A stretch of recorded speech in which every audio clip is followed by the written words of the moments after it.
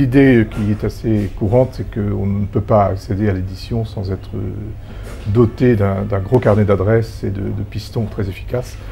Je crois que c'est une idée qu'il faut vraiment nuancer et regarder de très près.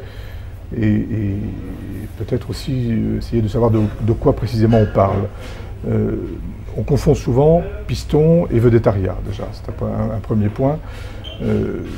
L'édition publie un certain nombre de grandes vedettes, footballeurs, showbiz, chanteurs, hommes politiques ou repris de justice divers. S'agissant de cela, on n'a pas du tout affaire à du piston. Ce sont des gens qui ont une visibilité médiatique et les éditeurs sont plutôt en recherche, ou un certain nombre d'éditeurs sont plutôt en recherche de ce genre d'auteurs. Donc ces gens-là sont sollicités par les auteurs, ils ne sont pas pistonnés du tout, ils n'ont pas besoin de piston. Ils ont éventuellement des intermédiaires pour négocier les contrats, mais ça ne relève absolument pas du piston.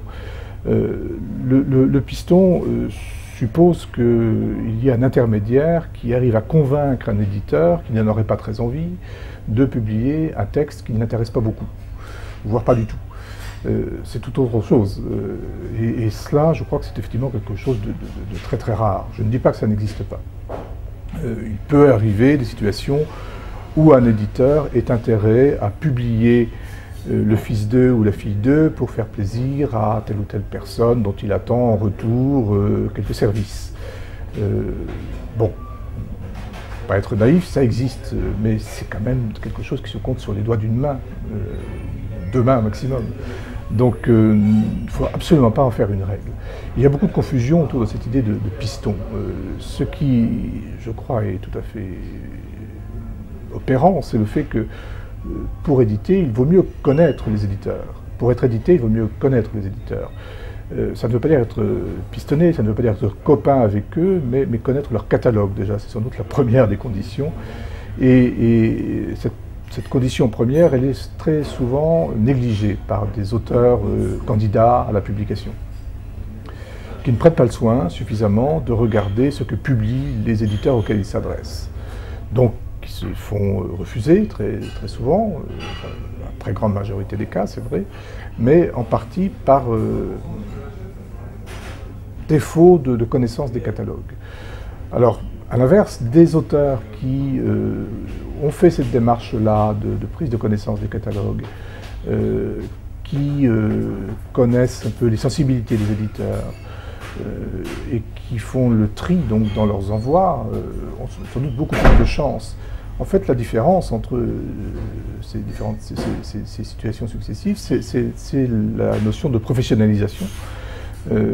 Beaucoup d'auteurs qui accèdent à la publication ont peu ou prou une forme de professionnalisation de l'écriture. Cette professionnalisation, elle commence effectivement par le fait de connaître les catalogues, de savoir porter un regard un tant soit peu objectif sur son texte et sur l'adéquation ou l'inadéquation avec les catalogues des éditeurs auxquels on s'adresse.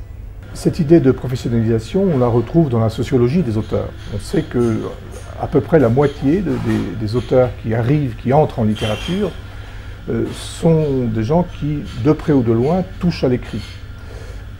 Journalistes, communicants de différentes natures, enseignants, gens qui travaillent dans la culture de manière générale.